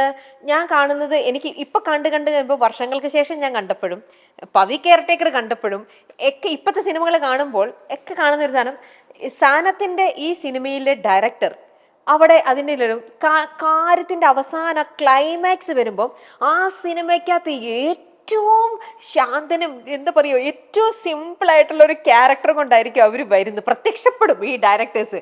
പക്ഷെ അവർ ആ ടേലന്റിലോ ആ ക്ലൈമാക്സ് സീനിലോ അല്ലെങ്കിൽ കറക്റ്റായിട്ട് എവിടെയെങ്കിലും വെറുതെ വന്നു പോലെ എവിടെയെങ്കിലും ഒരു സംഭവം ഉള്ളോടത്ത് അവർ വന്ന് അവരെ കാണിക്കാണ്. ഇത് സിനിമയുടെ പിന്നിലത്തെ എന്തെങ്കിലും ഒരു ഗുട്ടൻസ് ആണോ? എന്തിനാ അങ്ങനെ? അതങ്ങനെ ഒരു അതിന്റെ പിന്നിലുള്ളൊരു സംഭവം എന്താ? ഇപ്പൊ പവി കാറ്റഗറി എന്ന് പറയുന്ന സിനിമയിൽ ഞാൻ ക്ലൈമാക്സ് സീനിൽ ഞാൻ വരുന്നത് ഞങ്ങൾ പ്ലാൻ ചെയ്തൊരു കാര്യമായിരുന്നില്ല. ഞങ്ങൾ സ്ക്രീൻ പ്ലേയുടെ ടൈമിലൊക്കെ നമുക്ക് ഒരു ആർട്ടിസ്റ്റ് വേണം എന്ന് മാത്രമേ പ്ലാൻ ഉണ്ടായിരുന്നു. ദിലീപേട്ടനാണ് എൻ്റെ അടുത്ത് പറയുന്നത്, അത് വിനീത് ചെയ്യും, ആ ക്യാരക്ടർ ഇപ്പോൾ ഇതിനകത്ത് ചെയ്യാൻ നമുക്ക് ഏറ്റവും ഇതായിട്ട് തോന്നുന്ന ആൾ വിനീതാണ്, വിനീത് ചെയ്യണം എന്ന് പറഞ്ഞത്. അപ്പോൾ ഞാൻ ഇതിനു മുമ്പ് ഡിയർ ഫ്രണ്ട് ചെയ്യുന്ന സമയത്തും ഇതേപോലെ ഒരു ദിവസം ഒരു ക്യാരക്ടർ നമുക്ക് ആർട്ടിസ്റ്റിനെ പല ആളുകളിൽ മാറി മാറി ആലോചിക്കുന്നു, നമുക്കത് വർക്കാവുന്നില്ല. അപ്പോൾ ഒരാൾ ഒരു സജഷൻ പറയും, ഞാനപ്പോൾ അത് വേണ്ടെന്ന് പറയും. അങ്ങനെ മാറി മാറി ഇങ്ങനെ പൊക്കോണ്ടിരിക്കുന്നു. Shooting time ആവാറായി. അപ്പോൾ ഒരു ദിവസം ഷൈജു വിളിച്ചിട്ട് എൻ്റെ അടുത്ത് പറഞ്ഞു, ഞാനൊരു ആർട്ടിസ്റ്റിൻ്റെ പേര് പറയാം, അത് ഓക്കെ ആയിരിക്കും എന്ന് പറഞ്ഞപ്പോൾ ഞാനിങ്ങനെ വെയിറ്റ് ചെയ്ത് നിൽക്കുമ്പോഴാണ് പറഞ്ഞത് വിനീത് കുമാർ. ഞാൻ പറഞ്ഞു, ഷൈജു ഞാനില്ല, കാരണം ഞാൻ ഡയറക്റ്റ് ചെയ്യുന്ന പടത്തിൽ ഞാൻ വളരെ ഓർഗാനിക്കായിട്ട് മേക്ക് ചെയ്യുന്ന ഒരാളാണ് സിനിമ. അപ്പോൾ എനിക്കത് മോണിറ്ററിൻ്റെ മുമ്പിൽ ഇരുന്നിട്ട് അല്ലെങ്കിൽ ആർട്ടിസ്റ്റിനെ ഞാൻ മാനേജ് ചെയ്യുന്നതാണ് എനിക്കിഷ്ടം. അപ്പോൾ അവിടെ ഞാൻ പോയി സ്ക്രീനിൻ്റെ in front of the camera നിൽക്കുമ്പോൾ എനിക്ക് എൻ്റെ കയ്യിലുള്ള ഹോൾഡ് പോകുന്ന പോലെ എനിക്ക് ഫീൽ ചെയ്യും. ആ ഒരു ഡൗട്ട് ഉള്ളത് കൊണ്ടാണ് ഞാൻ ചെയ്യാതിരുന്നത്. പക്ഷേ ഈ ഒരു സിനിമ വന്നപ്പോൾ ആ സ്ഥലത്ത് ആപ്റ്റായിട്ടുള്ളൊരു നടനെ കിട്ടാൻ ബുദ്ധിമുട്ടായിരുന്നു. ഐ മീൻ, നടനെ കിട്ടാൻ ബുദ്ധിമുട്ടെന്ന് പറയുന്നത് നമ്മുടെ സ്കെഡ്യൂളിൻ്റെ ഒരു കാര്യമുണ്ട്. രണ്ട്, നമുക്ക് അതുപോലൊരാളെ വേണം. അപ്പോൾ ദിലീപേട്ടൻ ഇങ്ങനെ നിർബന്ധിച്ചപ്പോഴാണ് ഞാൻ ശരി ഞാൻ ചെയ്യാം എന്ന് പറഞ്ഞത്. പക്ഷെ അത് ചെയ്തപ്പോൾ എനിക്ക് ഓക്കെ, കാരണം അത്രയും ഹെക്റ്റിക് ആയിട്ടുള്ള ഇത്രയും ക്രൗഡ് ഉള്ള ഒരു സീനിൽ ചെയ്തപ്പോൾ ഇപ്പം എനിക്ക് കോൺഫിഡൻസ് ഉണ്ട്, ഇനി ഇടയ്ക്ക് ഒരു ക്യാമിയോ റോളൊക്കെ എൻ്റെ പടത്തിൽ ചെയ്യാം. ഓ ഓക്കെ. അല്ല, അത് വേറെ ആൾക്കാർ അതേപോലെ ചെയ്ത് കാണുന്നുണ്ട്. അപ്പൊ ഞാൻ വെച്ചാൽ ഇതിന്റെ പിന്നിൽ എന്തെങ്കിലും ഒരു സംഭവം ഉണ്ടോ അറിയില്ല, ബാക്കിയുള്ള ആളുകളുടെ പർപ്പസ് എനിക്കറിയില്ല. ശ്രീനേട്ടനൊക്കെ വളരെ മർമ്മപ്രധാനമായിട്ടുള്ള ക്യാരക്ടർ അദ്ദേഹം എഴുതി ചേർത്ത് വെക്കാറുണ്ട് സിനിമയിൽ. ഞാനങ്ങനെ ഞാൻ ആക്ടർ ആവാൻ വേണ്ടിയിട്ട് ഡയറക്റ്റ് ചെയ്യുന്ന ഒരാളല്ല. എനിക്ക് ഡിഫറെന്റ് ആയിട്ടുള്ള സിനിമകൾ മേക്ക് ചെയ്യുക എന്നുള്ളത് മാത്രമേ ഉള്ളൂ. ഓക്കെ. വിനീതേട്ടൻ കുറേ അഭിനയിച്ച സിനിമകളും കുറെ ഡയറക്റ്റ് ചെയ്ത സിനിമകളെ കുറിച്ച് എല്ലാം പറഞ്ഞപ്പോൾ ഇനി എനിക്ക് ചോദിക്കേണ്ട വേറൊന്ന്, ഒരു വടക്കൻ സെൽഫി, ആ ഒരു സിനിമയിൽ വിനീതേട്ടൻ ഒരുപാടൊന്നും അഭിനയിച്ചിട്ടില്ല, ജസ്റ്റ് ഒന്നൊരു പാസിംഗ് ഷോട്ട് മാത്രം. അപ്പൊ വിനീതേട്ടൻ അങ്ങനെ ഒരു ഗസ്റ്റ് അപ്പിയറൻസ്, അത് എങ്ങനെയാ അത് സംഭവിച്ചത്? പ്രജിത്ത് അതിന്റെ ഡയറക്ടർ, ആക്ച്വലി മേൽവിലാസം ശരിയാണെന്ന് പറയുന്നത് എൻ്റെ പടത്തിന്റെ അസോസിയേറ്റ് ഡയറക്ടർ, ചീഫ് അസോസിയേറ്റ് ആയിരുന്നു. അത് കഴിഞ്ഞിട്ടും പ്രജിത്തുമായിട്ട് ഞാൻ സിനിമകൾ ഡിസ്കസ് ചെയ്യാറുണ്ട്, നമ്മളിടയ്ക്ക് കാണാറുണ്ട്. അങ്ങനെ നിൽക്കുമ്പോഴാണ് പ്രജിത്ത് ആദ്യമായിട്ട് ഡയറക്റ്റ് ചെയ്യുന്ന പടമാണ്. അപ്പോഴാണ് എന്നെ വിളിക്കുന്നത്. പിന്നെ വിനീതാണ് എഴുതുന്നത്. വിനീതുമായിട്ട് എനിക്ക് സൗഹൃദമുണ്ട്. ഞങ്ങളങ്ങനെ നിരന്തരം വിളിച്ചിട്ടോ അങ്ങനെയൊന്നുമില്ല. ഡിയർ ഫ്രണ്ട് കഴിഞ്ഞപ്പോൾ അത് കണ്ടിട്ട് വിനീത് തന്നെ വിളിച്ചിട്ട് കുറേ നേരം സംസാരിച്ചിരുന്നു. അങ്ങനെ ഇടയ്ക്ക് വിളിക്കുന്നൊരു സൗഹൃദമേ ഉള്ളൂ. അപ്പോൾ ഇത് നിവിൻ, അതിനു മുമ്പ് ഞാനും സെവൻസിൽ നിവിൻ്റെ കൂടെ ഒരുമിച്ചുണ്ടായിരുന്നു. അപ്പം നമ്മുടെ സുഹൃത്തുക്കളുടെ ഒരു പടം, അതിനകത്ത് വിളിക്കുന്നു, ഞാൻ ബാക്കിയൊന്നും ചോദിക്കുന്നില്ല, എന്താണ് ക്യാരക്ടറൊന്നും അങ്ങനെയൊന്നുമില്ല. അപ്പോൾ ഒരു ദിവസത്തെ ഷൂട്ടേ ഉള്ളൂ, ഇങ്ങനെയാണ് ഐഡിയ പറഞ്ഞു തന്നു. അപ്പൊ ജസ്റ്റ് ആ ഒരു സൗഹൃദത്തിന് പുറത്ത് ചെയ്ത സിനിമ. ഓക്കെ. അപ്പൊ അതിനകത്ത് ആ ഒരു ഫ്രണ്ട്ഷിപ്പിനാണ് കൂടുതൽ വാല്യൂ കൊടുത്തത്, അല്ലാതെ നമ്മൾ ചെയ്ത ഒരു ക്യാരക്ടറിന് അത്രയും വലിയൊരു ഇത് നമ്മള് അങ്ങനെ ആണെങ്കിൽ ആ ക്യാരക്ടർ ഞാൻ ചെയ്യില്ലല്ലോ. അതാ ഞാൻ ചോദിച്ചത്. ഓക്കെ, ഞാനായിട്ട് തന്നെയാണ്. ഓക്കെ. അപ്പൊ അതിന് അവർ കൊടുത്തൊരു വാല്യൂ ആണ് അതിനകത്ത് മനസ്സിലാക്കിയത്. ഓക്കെ. ഇനി മുമ്പ് വിജേഷ് വന്നു കഴിഞ്ഞപ്പോൾ പറഞ്ഞ കാര്യമാണ് ഇവന്റെ കയ്യിൽ ഒരുപാട് കഥകളുണ്ടെന്ന്. അങ്ങനെ കഥ ഉണ്ടാക്കാൻ ഒരു രീതിയിലും എന്താ പറയാ ക്ഷാമമില്ലാത്ത ഒരാളാണെങ്കിൽ വിനീതൻ ഉണ്ടാക്കുന്ന കഥകളിലെ കൂടുതലും എല്ലാം ഏത് ജോണറിലുള്ള കഥകളായിരിക്കും? ഞാൻ അങ്ങനെ ഒരു ജോണർ സ്പെസിഫിക് അല്ല. എനിക്ക് ഒരു സമയത്ത് എന്നെ ഇൻസ്പയർ ചെയ്യുന്ന, ചിലപ്പോൾ ഞാൻ കണ്ടൊരു ഇൻസിഡന്റ് ആയിരിക്കും, അല്ലെങ്കിൽ നമ്മൾ പരിചയപ്പെട്ട ഒരാളായിരിക്കും, എൻ്റെ ലൈഫിൽ തന്നെ സംഭവിച്ചായിരിക്കും. മിക്കതും ഈ ഞാനിപ്പോൾ ഉണ്ടാക്കുന്ന കഥകളിലൊക്കെയും അതിൻ്റെ തുടക്കം എന്ന് പറയുന്നത് എൻ്റെ ലൈഫിൽ ഉണ്ടായ ചില ഇൻസിഡൻസ് ആണ്. ഞാൻ പരിചയപ്പെട്ട ആളുകൾ, അല്ലെങ്കിൽ എൻ്റെ ലൈഫിൽ വളരെ അവിചാരിതമായിട്ട് സംഭവിച്ച കാര്യങ്ങൾ, അത് കുട്ടിക്കാലത്തുള്ളതുണ്ടാവും. അതിനെ പിന്നെ നമ്മളൊരു സിനിമാറ്റിക് ഫോർമാറ്റിലേക്ക് കൊണ്ടുവരുമ്പോൾ അതിനകത്ത് കുറേ അത്തരം എലമെന്റ്സുകൾ വന്നു ചേരുമ്പോഴാണ് അതൊരു സിനിമയുടെ ഫോർമാറ്റിലേക്ക് വരുന്നത്. അത് ജോണർ സ്പെസിഫിക് അല്ല, അല്ലാതെ ഇന്ന ജോണേഴ്സ് മാത്രം. ഇപ്പൊ ഞാൻ ചെയ്ത സിനിമകളായാലും ഇപ്പൊ ഞാൻ വേറെ ജോണേഴ്സ്. ശരിക്കും ഞാൻ ഒട്ടും വിചാരിച്ചില്ല വിനീതനെ കുറിച്ച് ഇങ്ങനത്തെ ഒരു തമാശ, ഇങ്ങനത്തെ ഒരു ഹ്യൂമർ സാധനം വിനീതന് പറ്റുമെന്ന് വിചാരിച്ചില്ല. ഭയങ്കരമായിട്ട് ഇഷ്ടമായ ആളുകൾക്ക് ഒരുപക്ഷെ പവി കെയർടേക്കർ വർക്കാവില്ല. എന്നാൽ ഡിഫറെന്റ് ഇഷ്ടമാവാത്ത വലിയൊരു വിഭാഗമുണ്ട്. തിയേറ്ററിൽ വന്നിട്ട് അവർക്ക് ഭയങ്കര നിരാശയായിരുന്നു അതിന്റെ ക്ലൈമാക്സ്, അവർക്ക് എന്താണ് വിനോദിന് പറ്റിയത്, വിനോദ് ആരാണ്, അത് പറഞ്ഞില്ല എന്നൊക്കെ പറയുന്ന വേറൊരു.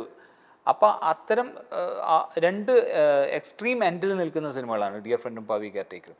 അത് അതിൻ്റെ നെറേറ്റീവിലായാലും അതിൻ്റെ ട്രീറ്റ്മെൻറ്റിലായാലും എല്ലാം അങ്ങനെയാണ്. അപ്പം അത് ഞാൻ ബോധപൂർവമാണോ എന്ന് ചോദിച്ചു കഴിഞ്ഞാൽ ഞാനൊരു സബ്ജക്റ്റ് ചൂസ് ചെയ്ത് കഴിയുമ്പോഴാണ് തീരുമാനിക്കുന്നത് ഇതിങ്ങനെ നെറേറ്റ് ചെയ്യാം. ഇപ്പം നിൻ്റെ അടുത്ത് ഒരു കാര്യം ഞാൻ പറയുമ്പോൾ ആ കാര്യത്തിൻ്റെ സീരിയസ്നെസ്സിലാണ് ഞാനത് സംസാരിക്കുന്നത്. ഇപ്പോൾ ഒരു തമാശയായിട്ട് പറയുമ്പോൾ നമ്മൾ അങ്ങനെയാണ് പറയുന്നത്. അപ്പം അത്തരത്തിൽ ഈ സ്ക്രിപ്റ്റ് ഡിമാൻഡ് ചെയ്തൊരു രീതിയിലൊരു മേക്കിംഗ് ആണ്. അപ്പോൾ അത് ഞാൻ തീരുമാനിച്ചതല്ല ഏത് അടുത്തത് ഇങ്ങനെ ചെയ്യാം, അങ്ങനെയില്ല. ഇപ്പം എൻ്റെ മുമ്പിൽ കുറച്ച് കഥകളുണ്ട്, ഞാൻ കേൾക്കുന്ന വേറെ റൈറ്റേഴ്സിൻ്റെ കഥകളുണ്ട്, എൻ്റെ തന്നെ കഥകളുണ്ട്. അതിൽ ഏതാണ് ഇനി അടുത്തതെന്നുള്ളത് എനിക്കറിയില്ല. ഈ കഥ നറേറ്റ് ചെയ്യാൻ വിനീതേട്ടൻ ഭയങ്കര മിടുക്കനാന്നും പറയുന്നുണ്ടായിരുന്നു. അപ്പം വിനീതേട്ടൻ തന്നെ എഴുതുന്ന സ്ക്രിപ്റ്റുകളുണ്ട്, അത് വിനീതേട്ടൻ തന്നെ ഡയറക്റ്റ് ചെയ്യുമ്പോൾ അത് തീർച്ചയായിട്ടും ബാക്കി പറയുമ്പോൾ വിനീതേട്ടൻ തന്നെയായിരിക്കും കഥ മറ്റുള്ളവരുടെ അടുത്ത് നറേറ്റ് ചെയ്യുന്നുണ്ടാവുക. പക്ഷെ അല്ലാത്ത സമയത്തും ഈ എപ്പോഴും ഞാൻ പറയും, ഞാൻ കേട്ടിട്ടുണ്ട് ചില ആൾക്കാർ എത്ര ഭംഗിയായിട്ട് സ്ക്രിപ്റ്റ് ചെയ്തു എന്ന് പറഞ്ഞാലും അത് പോയി നറേറ്റ് ചെയ്യുന്നതിലാണ് ആർട്ടിസ്റ്റുകൾ വീഴുന്നതും അല്ലെങ്കിൽ അത് അതിലേക്ക് എത്തിപ്പെടുന്നതും എന്ന്. എന്നാൽ വിനീതേട്ടൻ മനസ്സിലാവണം, ഓക്കെ ഇവൻ നറേറ്റ് ചെയ്താൽ അത്ര ശരിയാവില്ല, അവനെക്കാട്ടിലും നന്നായിട്ട് എനിക്ക് നറേറ്റ് ചെയ്യാൻ പറ്റും എന്ന്. അങ്ങനെ എന്തെങ്കിലും ഒരു ഇൻസിഡന്റ് വന്നിട്ട് വിനീതേട്ടൻ തന്നെ നറേറ്റ് ചെയ്തെന്തെങ്കിലും? ഇപ്പൊ ഈ ഞാൻ ഡയറക്ട് ചെയ്ത പടങ്ങളുടെ കഥകളൊക്കെ നറേറ്റ് ചെയ്തത് ഞാൻ തന്നെയാണ്. ഇപ്പൊ ദിലീപേട്ടൻ്റെ അടുത്ത് പവി കെയർടേക്കർ രാജേഷാണ് ഈ കഥ എഴുതിയിരിക്കുന്നതും അതിൻ്റെ എൻ്റെ അടുത്ത് ആദ്യം ഈ കഥ പറയുന്നതൊക്കെ. പക്ഷേ ഫസ്റ്റ് ഞാൻ ദിലീപേട്ടൻ്റെ അടുത്ത് ഞാനാണ് കഥ പറയുന്നത്, മറ്റ് ആർട്ടിസ്റ്റുകളുടെ അടുത്തും. കാരണം രാജേഷ് എഴുതാൻ നല്ല മിടുക്കനാണ്, പക്ഷെ നെറേറ്റ് ചെയ്യുന്നതിൽ കുറച്ച് വീക്കാണ്. അപ്പൊ അങ്ങനെ വീക്ക് ആയതുകൊണ്ടല്ല, ഞാനിത് എനിക്ക് ഓൾറെഡി എനിക്കത് ഇഷ്ടമാണ്. കഥ പറയുമ്പോൾ ഞാൻ പലപ്പോഴും ഞാൻ തന്നെ റെക്കോർഡ് ചെയ്യാറുണ്ട്. കാരണം നമ്മൾ ഈ നെറേറ്റ് ചെയ്യുന്ന സമയത്താണ് അതിനകത്ത് ആഡ് ഓൺസ് വരുന്നത്. നമുക്ക് കൺഫ്യൂഷൻസ് ഉള്ള ഏരിയകളിൽ കുറച്ചുകൂടെ ക്ലാരിറ്റി കിട്ടും. ചിലപ്പോൾ പെട്ടെന്ന് അപ്പോൾ വീണ് കിട്ടുന്ന ഒരു ഡയലോഗോ അല്ലെങ്കിൽ വീണ് കിട്ടുന്ന അതിനകത്ത് ഉണ്ടാകുന്ന ഒരു ട്വിസ്റ്റോ ആയിരിക്കും നമ്മൾ അത്രയും നാൾ ആലോചിച്ചിട്ട് കിട്ടാത്തൊരു സാധനം. അപ്പൊ അത് എത്ര പേരുടെ അടുത്ത് കൂടുതൽ നെറേറ്റ് ചെയ്യുന്നു അത്രയും എനിക്ക് അതിനകത്ത് ആഡ് ഓൺസ് വരാറുണ്ട്. അപ്പൊ അതുകൊണ്ട് തന്നെ ഞാൻ നേരത്തെ പറഞ്ഞ എന്റെ ഫോൾഡറിൽ വലിയ വോയിസ് മെസ്സേജുകൾ ഉണ്ടാവും, ഐ മീൻ വോയിസ് റെക്കോർഡ്സ് ഒരുപാട് കാരണം നമ്മൾ ഇതിങ്ങനെ പറഞ്ഞു. പക്ഷെ പലപ്പോഴും ഈ റെക്കോർഡ് ചെയ്തത് എനിക്ക് കേൾക്കേണ്ടി വരാറില്ല, കാരണം ആ ചേഞ്ച് എന്താണ് ഞാൻ വരുത്തിയത് എന്നുള്ളത് ഞാൻ അപ്പൊ തന്നെ നോട്ട് ചെയ്യും. Okay, interesting. പ്രോസസ്സാണ്. ഓക്കെ, ശരിക്കും അതാ ഈ ഇൻഡസ്ട്രി എത്രത്തോളം മനസ്സിലാക്കിയിട്ടുണ്ട്, ഇതിന്റെ ആ ഒരു പാഷനൊക്കെയാണ് അതിൽ നിന്ന് മനസ്സിലാക്കുന്നത്. എനിക്ക് എന്റേതായിട്ടുള്ള ഒരു വഴി, തനി വഴി എന്ന് പറയുന്ന പോലെ ഇതുപോലെ ചെയ്യുന്ന വേറെ ആൾക്കാരുണ്ട്. ഇപ്പൊ ഓരോ മെത്തേഡ്സ്. അതെ, അത്രേ ഉള്ളൂ. ഇപ്പൊ ഞാൻ പെട്ടെന്ന് കേട്ടപ്പോൾ വർഷങ്ങൾക്ക് ശേഷത്തിനകത്ത് നമ്മുടെ പ്രണവിന്റെ ക്യാരക്ടർ ചെയ്യുന്നത് മ്യൂസിക് തലയിൽ വരുമ്പോ അപ്പൊ തന്നെ അത് റെക്കോർഡ് ചെയ്ത് വെക്കുക, പോവുക, അല്ലെ? അങ്ങനെ ഒരു സാധനം ഓരോരുത്തരും നമ്മുടെ ഇതിന്റെ വളരെ നല്ലൊരു ഇൻട്രസ്റ്റിംഗ് ആയിട്ടുള്ള കാര്യം തന്നെ. ഇനി ഞാൻ നേരത്തെ സൂചിപ്പിച്ച പോലെ നമ്മുടെ ഈ ഇൻഡസ്ട്രിയിൽ ഇത്രയും ഒരുപാട് യങ്സ്റ്റേഴ്സ് ഉണ്ട്. ഇതെന്നൊക്കെ പറഞ്ഞാലും എനിക്ക് ഉറപ്പാണ് അവരെല്ലാവരും വിനീതനെ കാണുമ്പോൾ പറയുന്ന ഒരു കാര്യം ഉണ്ടാവും, അവൻ ഭയങ്കര ഭാഗ്യവാനാണ്, അവൻ ഭയങ്കര ലക്കാണ്, അവന് എത്ര ചെറുപ്പത്തിലെ ആക്ടിങ് തുടങ്ങിയ ഒരാളാണ്. തുടങ്ങിയപ്പോൾ തന്നെ ലാലേട്ടൻ്റെ കൂടെ മമ്മൂക്കയുടെ കൂടെ അവൻ അഭിനയിച്ചു, ഇന്നും അവൻ അവൻ്റേതായിട്ടുള്ളൊരു സ്പേസ് ഉണ്ട് എന്നൊക്കെ മറ്റുള്ളവർ വിനീതനെ നോക്കിക്കാണുമ്പോൾ തീർച്ചയായിട്ടും അങ്ങനെ പറയുന്നുണ്ടാവും.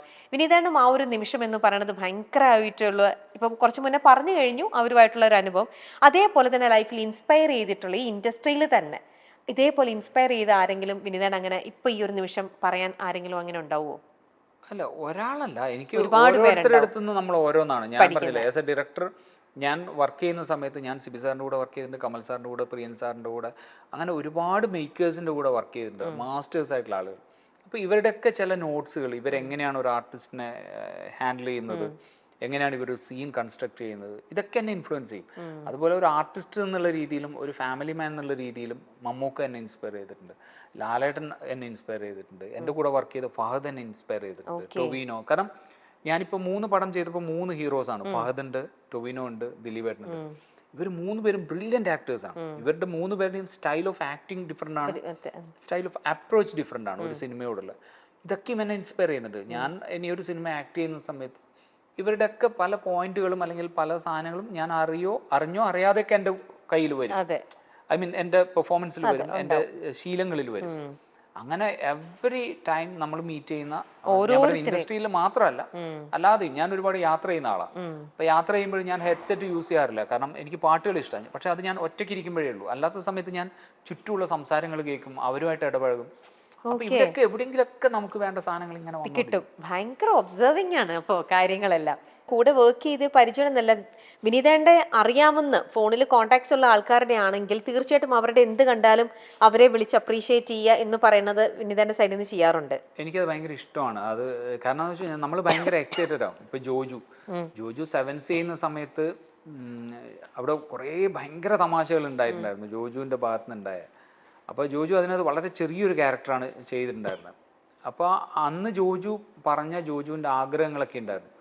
അത് കഴിഞ്ഞിട്ട് പിന്നീട് കുറേ നാൾ കഴിഞ്ഞിട്ട് പൊർജു മറിയത്തിൽ ജോഷ് സാറിൻ്റെ പടത്തിൽ ഹീറോ ആയിട്ട് വരുന്നു. അപ്പോൾ പൊർജു മറിയത്തിൽ ജോജു ഹീറോ ആയിട്ട് വരുമ്പോൾ ഞാൻ ഭയങ്കരമായിട്ട് സന്തോഷിച്ചു. ഭയങ്കരമായിട്ട് സന്തോഷം എന്ന് പറഞ്ഞാൽ എൻ്റെ എക്സൈറ്റ്മെൻറ്റ് എനിക്ക് പറഞ്ഞറിയിക്കാൻ പറ്റില്ല. കാരണം അന്ന് സെവൻസിൻ്റെ സമയത്ത് ജോജു ഏറ്റവും കൂടുതൽ എൻ്റെ അടുത്ത് പറഞ്ഞ കുറേ സങ്കടങ്ങളുണ്ടായിരുന്നു. അതെല്ലാം മാറി അതെനിക്ക് ഭയങ്കര എക്സൈറ്റ്മെൻ്റ് ആയിരുന്നു. അപ്പോൾ ഞാൻ ജോജുവിനെ വിളിച്ചിട്ട് അന്ന് ഞാൻ പറയുകയും ചെയ്തു. അത് കഴിഞ്ഞ് വീണ്ടും ആൻ്റണി എന്ന് പറയുന്ന പടം ജോഷ് സാറിൻ്റെ തന്നെ ഹീറോ ആയിട്ട് ചെയ്യുന്നു. അങ്ങനെ ഒത്തിരി പേര് നമുക്ക് വർഷങ്ങളായിട്ട് ഈ ഇൻഡസ്ട്രിയിൽ ഉള്ളതുകൊണ്ട് നമ്മൾ അവരുടെ പല സ്റ്റേജുകളും കണ്ടിട്ടുണ്ട്. അപ്പോൾ അത് കഴിഞ്ഞ് അവർ വേറൊരു തരത്തിൽ സിനിമകൾ ചെയ്യുമ്പോൾ എനിക്ക് ഇഷ്ടപ്പെട്ട എല്ലാവരുടെയും സുഹൃത്തുക്കളുടെ എല്ലാ സിനിമകളുടെയും അപ്പം തന്നെ ഞാൻ വിളിച്ച് പറയാറോ മെസ്സേജ് ചെയ്യാറുണ്ട്. ഓക്കെ, വലിയൊരു മനസ്സ് തന്നെ കേട്ടോ. ഞാൻ അറിഞ്ഞിരുന്നതിനെക്കാട്ടിലും വിനീതേട്ടൻ്റെ ഇതിൽ വലിയ മനസ്സൊന്നുമില്ല. ഇതെന്താ ഒരുപാട് പേര് ചെയ്യാറുണ്ട് കേട്ടോ. അല്ല, ഒരുപാട് പേര് ചെയ്യാറുണ്ട്, ഒരുപാട് പേര് ചെയ്യുന്നുമില്ല വിനീതേട്ടാ. നല്ലത് കണ്ടാൽ അപ്രീഷിയേറ്റ് ചെയ്യുക, കുറ്റം മാത്രം ഒരാളുടെ കണ്ടു പറയുന്ന ഒരു കൂട്ടം ആൾക്കാർ നമ്മുടെ സമൂഹത്തിലുണ്ട്. അപ്പൊ അങ്ങനെയുള്ളവർക്ക് ഒരു ഭയങ്കര നല്ലൊരു ഇത് തന്നെ ഇങ്ങനത്തെ ഒരു ഓപ്പൺ മെന്റാലിറ്റി. നല്ലതാണെങ്കിൽ നല്ലത്, മോശമാണെങ്കിൽ മോശം, അത് പറയുന്നത് ജെനുവിൻ ആവുക എന്നുള്ളതാണല്ലോ അതിനകത്തൊരു സംഭവം. ഇനി നമ്മുടെ പ്രോഗ്രാമിന്റെ ഏകദേശം പൂർണ്ണ ഭാവത്തിലേക്ക് എത്തുകയാണ്. പക്ഷെ അതിന് തൊട്ട് മുമ്പ് ഭയങ്കര പോപ്പുലർ ആയിട്ട് നമ്മുടെ പബ്ലിക് ഇടയിൽ നിന്നും വന്നിരിക്കുന്ന കുറേ പേര് നമ്മൾ ഇന്നത്തെ ഈ ഒരു ഗസ്റ്റ് വിനീത് കുമാർ ആണെന്ന് പറഞ്ഞപ്പോൾ കുറച്ച് അധികം പേര് ചോദിച്ചൊരു കാര്യമാണ് വിനീതേട്ടൻ്റെ ഒരു ഗാനം കേൾക്കണമെന്ന് പറഞ്ഞിട്ട്, ഒരു പാട്ട് വിനീതേട്ടൻ പാടണം എന്ന് പറഞ്ഞിട്ടായിരുന്നു അവരുടെ ഒരു ഇത്. എന്തെങ്കിലും ഒരു പേരിൽ വിനീത് ശ്രീനിവാസൻ മനോഹരമായിട്ട് പാടുന്ന ഒരാളാണ്. അത് മറ്റേ വിനീതേട്ടൻ നന്നായിട്ടൊക്കെ ഡാൻസ് ചെയ്യുന്ന. പാടുക എന്ന് പറയുന്നത് എനിക്ക് ഒരു ഭയങ്കര, വരിയെങ്കിലും കുറെ പേര് ചോദിച്ചത് കൊണ്ടാണ് എന്തെങ്കിലും അത്. ഞാൻ സ്ഥിരമായിട്ട് ഈ കോളേജിൽ പോയാലും മറ്റ് വേദികളൊക്കെ ഒരു പാട്ട് തന്നെ സ്ഥിരം പാടിക്കൊണ്ടിരിക്കുകയാണ്. എന്നാ കണ്ണേ ആ പാട്ട് കാലേ തന്നെ പാടിയാ അത് ഇനി പാടരുത് എന്ന് പറഞ്ഞിട്ടുണ്ട് എൻ്റെ വീട്ടിൽ നിന്ന്. ഇനി മേലാൽ ഈ പാട്ട് പാട്ട് പാടിയേക്കരുതെന്ന്. അങ്ങനെ പാടി തെളിഞ്ഞ പാട്ടും പാടാൻ പറ്റില്ല, ഇല്ലെങ്കിൽ വേറെ ഏതെങ്കിലും പാട്ട്. ഓക്കെ, അധികം ആളുകൾ കേട്ടിട്ടില്ലാത്ത പാട്ട് പാടിയാൽ എനിക്ക് രക്ഷപ്പെടാം. തീർച്ചയായിട്ടും. കാരണം ഇപ്പൊ നേരത്തെ വന്നിരുന്ന വിജീഷിനോട് ചോദിച്ചാൽ അവൻ പറഞ്ഞു തന്നെ, ഞങ്ങള് ഈ എനിക്കെന്താ വെച്ചാൽ ഇടയിൽ മൂളിപ്പാട്ട് പാടുന്ന ഒരു സ്വഭാവമുണ്ട്. ഞാൻ ചുമ്മാ പാടിക്കൊണ്ടിരിക്കും. അപ്പോൾ ഭക്ഷണം കഴിച്ചിട്ട് സെവൻസിന്റെ ഷൂട്ടിന്റെ സമയത്ത് ഞാൻ കഴുകാൻ വേണ്ടി പോയപ്പോഴാണ് വിജീഷ്, അപ്പൊ ഞാനൊരു പാട്ട് പാടുന്നുണ്ട്. അപ്പോൾ വിജീഷ്, എടാ ഇതേപോലത്തെ പാട്ട് ഞാൻ എവിടെയോ കേട്ടിട്ടുണ്ട് കേട്ടോ. അപ്പൊ അതായത് ആ പാട്ടുമായിട്ട് ഒരു കണക്ഷനും ഇല്ല, ഞാൻ പാടുന്നതെന്നാണ് അവൻ പറഞ്ഞത്. അപ്പൊ അങ്ങനെ ചിലപ്പോ അതുകൊണ്ട് പാടാം. मैंने पूछा चांद से कि देखा है कहीं मेरे यार साहसी, चांद ने कहा चांदनी की कसम नहीं नहीं नहीं.